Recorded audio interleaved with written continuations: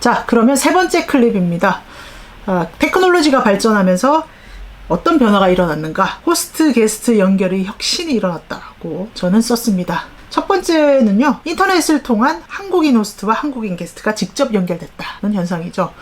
2000년대 초반에 패키지 대량 생산 시스템이 급성장하고 있을 때 다른 한편에서는 인터넷에 의해서 외국에 있는 사람들 간의 커뮤니케이션이 쉬워지기 시작했어요. 그러면서 호스트와 게스트가 더욱 가깝게 연결되기 시작한 거죠. 인터넷이 대중화되면서 그 여행 상품 플랫폼들이 등장하기 시작했고요. 그때까지 한국에 있는 여행사가 맡아왔던 정보를 제공하고 예약을 해주고 이런 일들을 개인들끼리 이제 할 수 있게 된 거예요. 그래서 한국에 있는 여행자들이 여행사를 거치지 않고 현지에 있는 프로 한국인들과 바로 연결되는 구도가 가능해진 거죠. 유럽이나 동남아에 있던 한국인 호스트, 그러니까 한국인 가이드나 한국인 여행사가 한국에 있는 고객들을 직접 모객할 수 있게 된 거예요. 보통은 항공권이나 숙박 식사는 제외하고 박물관이나 특정 관광지로 하루 동안 갔다 오는 데이 투어 이런 게 많이 처음에 발달했어요. 간단하니까요. 이 2000년대 초반부터 여행 시장이 이제 10년대에 많은 나라를 막 빨리 저렴하게 찍던 그런 여행에 이제 싫어 이런 사람들이 나타났고요. 패키지 여행은 관광보다 쇼핑에 시간 너무 많이 쓰는 거 이제 안 거예요. 그래서 돈 더 낼 테니까 그런 여행 안 할래. 나 쇼핑 다니는 거 안 할래. 이런 사람들도 생겨났고요. 좀 자유롭게 다니고 싶어. 한국 여행 너무 빨리 다녀서 싫어. 한국 패키지 여행 너무 싫어. 근데 로마의 바티칸이나 파리의 루브르 박물관에서는 제대로 된 설명을 듣고 싶어. 근데 한국 가이드들이 막 1시간 만에 보고 가고 이런 거 말고 하루 내내 충분히 깊이 있게 설명 듣고 싶어. 나머지 시간은 다 내 자유시간 하고 싶어. 이런 식으로 다양한 욕구를 가진 사람들이 생겨난 거예요. 그래서 그때 생겨난 대표적인 비즈니스 모델이 유럽에 있는 유로 자전거다라예요. 2000년에 설립을 됐고요. 회사 홈페이지에 딱 제가 말씀드렸던 고객들의 요구들을 정말 잘 적어놨어요. 뭐라고 써놨냐면 기존의 획일화되고 소모적인 여행 문화를 탈피하고 새로운 선진형 여행 문화를 창출하며 그동안 불모의 영역이었던 개인, FIT 여행자를 대상으로 인터넷을 통해 모집하고 유럽 각 지역의 문화적인 현장에서 깊이 있고 알찬 해설을 제공하는 세계 최초의 지식 가이드 서비스를 제공한다. 이렇게 쓴 거죠. 그래서 국내 대형 여행사들이 새로운 욕구를 가진 고객들에게 제공하지 못했던 이 세 가지 가려운 지점을 긁어준 거예요. 이 세 가지 지점에서 혁신을 이뤘고 여기는 쇼핑 옵션 팁이 없어요. 그리고 원가 플러스 인건비 마진까지 제대로 포함된 가격을 받아요. 그래서 유럽 8개국으로 성장을 했고요. 대형 여행사들이 상품에 비하면 상당히 비싼데 고객들의 만족도가 너무 높은 거예요. 그리고 이 회사에는 고정 고객들이 있어요. 선생님들이라든가 그런 분들 덕분에 이제 안정적으로 성장을 했었던 거죠. 유로 자전거 나라 외에도 자체 홈페이지나 아니면 네이버나 다음 같은 포털 사이트에 클럽이나 커뮤니티 공간을 만들어서 인터넷을 활용해서 상품을 판매하는 회사들이 많이 생겼고요. 전 세계 곳곳에 생겼어요. 이렇게 한국의 대형 여행사 없이 현지 한인 여행사와 한국인 여행자를 연결한 거는 큰 혁명이었는데 그래도 한국인이라는 점에서 한계점이 있었던 거죠. 이때는 이제 한 회사가 자기 회사 홈페이지 아니면 커뮤니티에서 고객들을 모집했는데 그거 답답하잖아요. 그러니까 이제 아예 여러 여행사들과 여러 여행자들을 이렇게 매칭해주는 그런 플랫폼 성격을 가진 회사들이 나타나기 시작했어요. 대표적인 데가 마이리얼트립이라고 할 수 있는데요. 2년에 탄생을 했고요.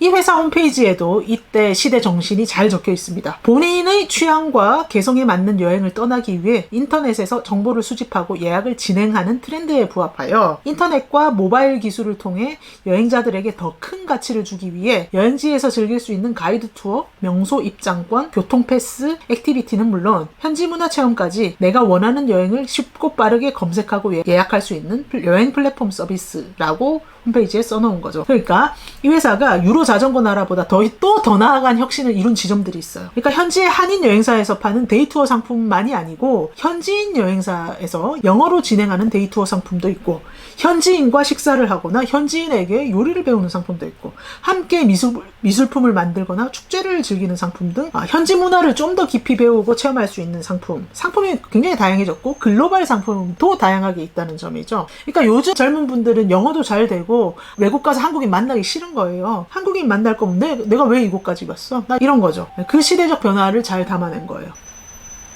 다국적 배낭여행 회사만 이용하는 한국인들도 많은데 한국인들 많이 나오는 숙소나 관광지 싫은 사람들도 많거든요. 그리고 이제 여기서 더 한 발 나아간 게 글로벌 여행 문화 소프트웨어와 소셜미디어를 통해서 호스트 게스트 연결이 또 혁신을 이룬 거죠. 호스트와 게스트 연결은 더욱 다양한 방식으로 발전해 갔는데요.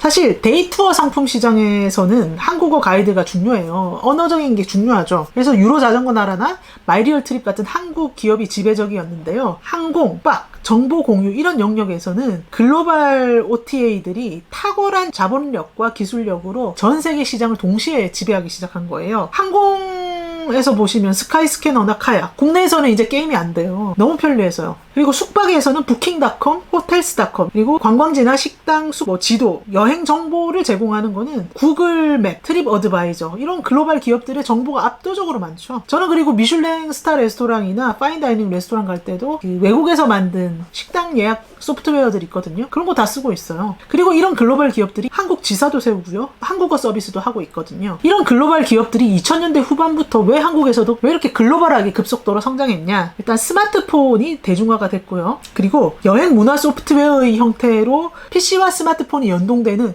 굉장히 편리한 인터페이스를 너무 잘 만들어서 클릭 몇 번이면 쉽게 예약할 수 있고 다양한 상호작용을 할 수 있게 만들어준 거예요. 이 여행 문화 소프트웨어라는 말은 제가 만든 건데요. 그 뉴미디어 학자 중에 굉장히 유명한 마노비치라는 사람이 문화 소프트웨어라는 개념을 만들었는데 그걸 제가 차용해서 여행 문화 소프트웨어로 만든 거예요. 이 사람이 만든 문화 소프트웨어는 우리가 일상적으로 문화와 교호하는 행위를 지원하는 특정 유형의 소프트웨어라고 정의할 수 있고 소프트웨어가 가능하게 해주는 문화적 행위 7가지 범주 1, 2, 3, 4, 5, 6, 7 이렇게 써놨어요. 제가 마노비치 2013년 책에서 21페이지, 23페이지에서 가져와서 이렇게 인용을 했고요. 그래서 이런 여행 문화 소프트웨어는 소비자들이 가장 효율적인 항공과 숙소를 순식간에 찾아내고 예약할 수 있게 도와줄 뿐만 아니라 심지어 컨텐츠를 만들고 온라인에서 쉽게 접근하고 공유를 하고 다른 사람과 커뮤니케이션하고 온라인 정보 생태계에 참여하게 하는 다양한 문화적 행위를 가능하게 해주는 거예요. 그래서 여행 문화가 변할 수밖에 없겠죠. 예를 들면 에어비앤비를 생각해 볼 수가 있어요. 여기는 여행은 살아보는 거야 라는 광고 카피로 정말 유명해졌는데요. 사람들의 욕망을 딱 한 카피로 녹여낸 거죠. 여행은 살아보는 거야. 예전처럼 빠르게 찍고 돌아다니는 게 아니야. 한 군데에서 진득하게 살아보면서 현지인들과 상호작용하고 경험해보는 거야. 이렇게 바뀐 패러다임을 너무나 잘 녹여낸 거죠. 사실 요즘 여행자들은 현지인들의 일상에 녹아들고 싶어 하죠. 더 이상 대형 여행사에서 가는 영혼 없는 맛없는 관광 식당이 아니고 현지인들이 가는 허름한 맛집을 찾아다니고 싶단 말이에요. 그리고 대형 호텔 대신 현지인들이 사는 가정집에서 한번 묵어보고 싶어요. 에어비앤비는 집주인을 호스트라고 부르고요. 호스트 기본 정보도 물론이고 인간미 넘치는 디테일까지 전달하잖아요. 호스트 프로필에 보면 이 사람 무슨 직업 가졌는지, 취미는 뭔지, 구사하는 언어는 무엇인지 보고 마음에 드는 사람 집에 묵을 수 있고요. 계속 친구가 될 수도 있어요. 게스트도 호스트도 주체적으로 시장에 참여할 수 있는 그걸 기술력으로 구현한 거죠. 그리고 이런 플랫폼과 소프트웨어는 페이스북, 인스타그램, 유튜브 같은 소셜미디어랑 연동이 돼요. 이제 소셜미디어는 이제 비즈니스의 기본이 됐죠. 점점 더 많은 관광 종사자, 호텔, 식당, 관광지, 현지 호스트들이 게스트들에게 다가가기 위해서 이용하고 있죠. 요즘에 웬만한 관광지에 가면 페이스북 좋아요 붙어 있고요. 페이스북에도 또 페이지가 만들어져 있고요. 많은 나라의 이제 정부 관리들이 예전에는 한국의 대형 여행사들한테 돈 주면서 홍보를 부탁하고 행사를 부탁했는데 이제는 그냥 소셜미디어를 이용하거나 아니면 유튜버들 초청해서 뭐 몇백만 원만 주면 더 효과 있는 홍보를 할 수 있다는 걸 알고 있어요. 네. 대형 여행사에서는 당장 대규모로 판매해서 안정된 수익을 낼 수 있는 상품이 아니면 별 관심 없거든요. 근데 소셜미디어에서 성장한 인플루언서들은 최소한만 줘도 문화적인 디테일을 굉장히 잘 살려서 진정성 있는 컨텐츠를 만들어 주거든요. 마케팅 효과가 너무 좋은 거예요. 그래서 요즘에는 뭐 호텔이나 대형 리조트 이런 데서 인플루언서들에게 숙박권을 주든가 아니면 식사에 초대해서 홍보를 해요. 어떤 글로벌 리조트는 한국인 연예인이나 인플루언서를 관리하면서 숙박권을 협찬을 하는데 우리가 공짜로 숙박권을 줄 테니까 매일 여기 리조트에서 즐기는 사진을 한 장 이상씩 SNS에 올려라. 이게 조건이에요. 이런 걸 보면 예전에 얘기했던 호스트 게스트 틀에서 일방적인 권력관계, 호스트가 일방적으로 당한다. 이런 권력관계 없지 않아요? 서로 너무너무 긴밀하게 잘 협력하고 있는 것 같지 않으세요? 요즘은? 그리고 한때 그 호스트와 게스트 양쪽을 지배했던 국내 대형 여행사들도 이제 권력이 약화되고 있는 거예요. 인터넷과 이런 효율적인 미디어를 이용해서 직접 소통하다 보니까 서로 더 효율적인 파트너로 연결이 되고 있는 거죠. 그래서 호스트 게스트 연결성이 확장되고 있다. 첫 번째 현상으로 소셜미디어 인플루언서들의 여행 작품 창작 활동이라고 제가 이름을 정했는데요. 2010년 이후에 스마트폰이 보급되고 대중화되면서 이제는 종이 가이드보다는 스마트폰 들고 다니면서 블로그나 페이스북이나 인스타그램이나 유튜브 같은 데서 정보를 얻고 여기서 영향을 받는 여행자들이 크게 늘어나고 있는 거죠. 그래서 인플루언서들은 결국 영향력이 너무 크기 때문에 여행 상품들 만들고 판매하는 생산자 영역으로까지 진입하게 된 거예요. 전 세계적으로 여행사, 관광청, 호텔, 관광시설 이런 데서도 여행 파워 블로거나 유튜버들을 모셔다가 팸투어도 하고 컨텐츠 공모전도 하고 광고 모델 이런 계약도 맺고 있죠. 그 350만 원으로 141일간 여행하면서 페이스북에 여행기를 올려서 유명해진 한 분은 대학을 중퇴했지만 여행기 작가, 강연자, 모델로 활동하면서 대기업 정규직 사원 이상의 수업을 올리고 있죠. 여행사 직원이 직접 알려주는 여행 정보라는 블로그로 유명한 파워 블로거도 블로그 수입이 여행사 월급을 상회하자 전업 파워 블로거. 페이스북에 여행에 미치다라는 페이지가 있는데 여기는 2014년에 설립을 했고요. SNS 이렇게 적혀 있어요. 홈페이지에 보면 SNS 채널에 최적화된 여행 콘텐츠를 제작하는 대한민국 대표 여행 문화 기획서. 여행 문화를 기획한대요. 마케팅 전문가가 아닌 실제로 여행을 좋아하는 사람들이 만들어 나가고 있는 것으로 누구나 쉽게 참여할 수 있는 열린 여행 플랫폼. 그러니까 마케팅 전문가가 만든 여행 콘텐츠 진정성이 없다 이거예요. 아무리 예쁘게 만들어도 보기 싫다는 거예요. 광고가 너무 넘치잖아.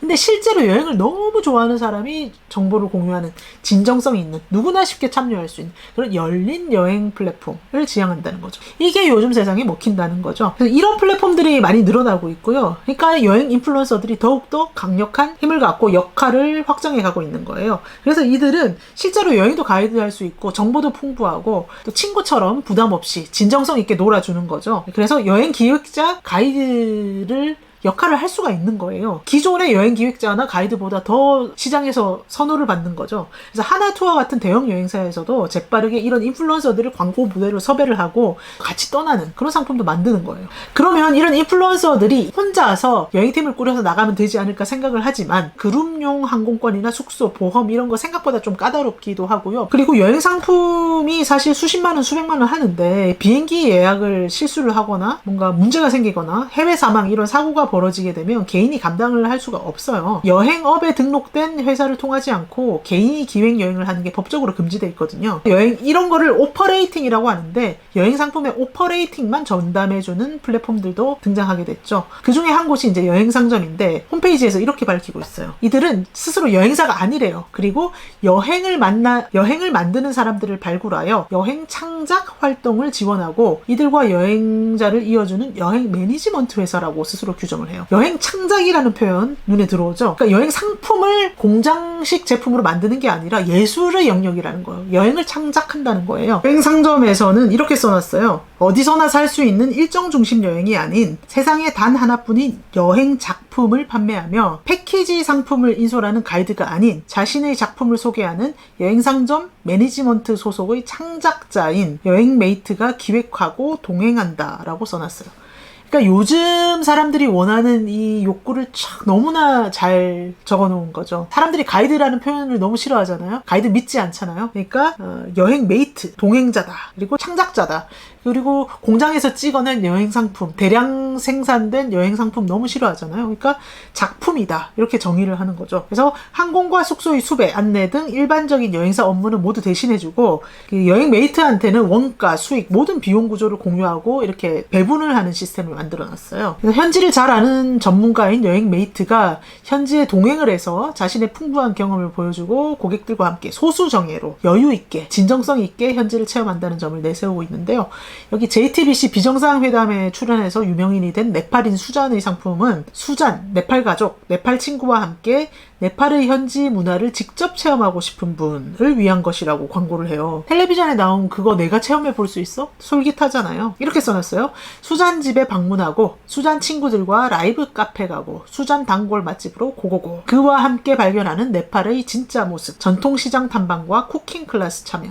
그러니까 여행 상점뿐만 아니라 사실은 여행업계 곳곳에서 이렇게 인플루언서 여행 제작자들이 활약이 커지고 있어요. 그래서 게스트와 같은 입장이면서도 여행자들한테는 또 현지 문화를 소개해주는 호스트 역할까지 동시에 수행하는 거죠. 물론 이렇게 인플루언서들이 여행 기획, 제작, 진행 전 과정에 참여하면서 소그룹에 맞게 만드는 여행 작품은 창작 활동을 거친 수제 공방에서 사실 만든 작품이기 때문에 공장형 여행 상품에 비하면 훨씬 비싸죠. 근데 패키지 상품에서는 불가능한, 만들 수 없는 가치를 담고 있기 때문에 계속 발전해 가고 있는 거죠. 그래서 과거 여행 산업이 철저한 분업과 규모의 경제를 이용한 공장식 제작 방식에서 경제적 가치를 창출하는 데 몰두했다면 오늘날 여행 문화는 이 분업을 줄이고 연결성을 확장하고 유일성을 추구하고 새로운 가치를 창출해 가는 걸로 그 방향이 바뀌었다고 저는 봅니다. 그리고 호스트 게스트가 확장됐다고 보는데요. 사실 호스트 게스트 의 연결성은 여행업계뿐만이 아니고 산업의 경계를 넘어서까지 확장되고 있다고 저는 보고 있습니다. 사실 여행과는 상관없던 모든 분야의 지식을 가진 전문가들이 자기 테마를 갖고 여행 산업 안으로 끌고 들어오고 있거든요. 예를 들면 하나투어의 전문가와 함께 떠나는 테마 여행, 모두투어의 색깔 있는 여행 컨셉 투어가 대표적이에요. 유명한 셰프나 음악 전문가, 미술 전문가, 건축 전문가, 소설가, 경제 강사, 이렇게 여행업계랑은 아무 상관이 없어 보이지만 전문 지식을 가진 인플루언서, 이들과 여행을 제작하는 거예요.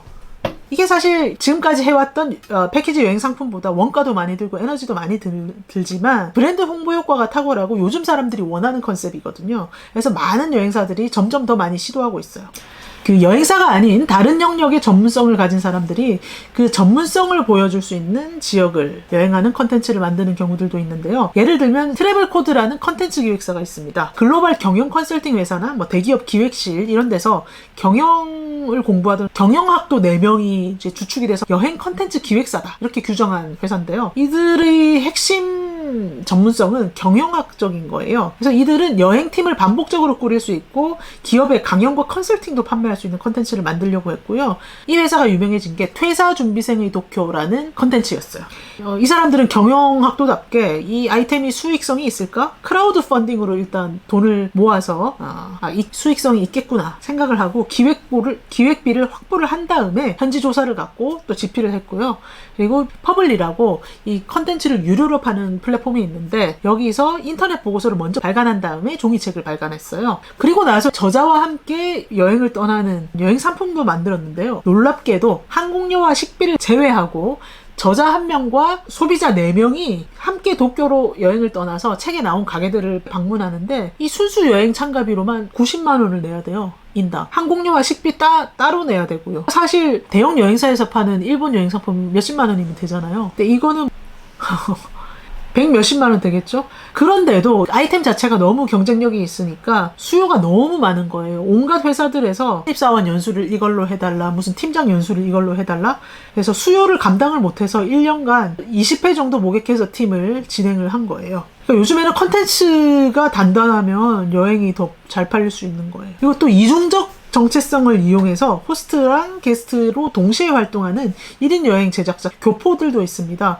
보자기랑 공예품을 만드는 아티스트예요. 온라인 숍을 운영하다가 미국인 고객들이 원산지 가고 싶어, 한국 가고 싶어, 그래서 한국 공예품 여행을 직접 기획하고 인솔하는 거죠. 그래서 알아서 할 수 있는 여행 경험을 가진 고객들이 많아서 항공권 구매나 보험 구매 이런 거 다 그냥 알아서 하는 거고요. 여행사 끼지 않고 이분은 한국에 와서 어디를 어떻게 갈 것인가 기획하고 수배하고 인솔하는 데만 집중하는 거예요. 그래서 고객들은 각자 한국에 오고요. 정해진 날 호텔 로비에서 만나는 거예요. 그때부터 10일간 아티스트들과 협업하고 전문적인 장소들을 방문하는 거예요. 공예품 전시장, 공예품 수업, 박물관, 주요 전통 유적 이런 걸 방문하고 체험하는 거죠. 이게 전문성이 너무 뛰어나다 보니까 미국의 다른 주, 캐나다, 유럽에서까지 이 여행에 참여하려고 하는 분들 많고 재참여하는 사람들도 많대요. 그래서 이런 상품들을 보면 이제는 어떠한 다른 분야의 전문성과 정체성도 여행과 연결시키는 여행 산업 자체가 하나의 플랫폼이 되고 다른 모든 것들이 다 이제 들어오는 거죠. 이 안으로.